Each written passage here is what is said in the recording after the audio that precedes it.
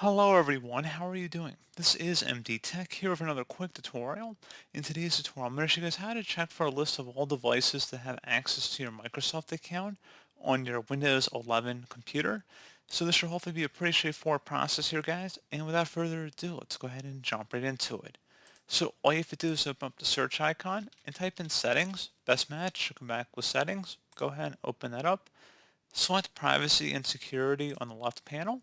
And then on the right side, you want to go where it says find my device. Go ahead and left click on that.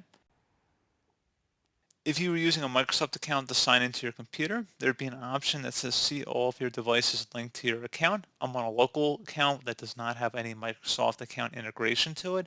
So it's not going to give me that option, but there'd be something in here that says see all your devices linked to your account. And you could remove the devices from there. I believe it launches you into a web browser. You can remove devices that are linked to your account. So pretty straightforward process, guys. I do hope I was able to help you out, and I do look forward to catching you all in the next tutorial. Goodbye.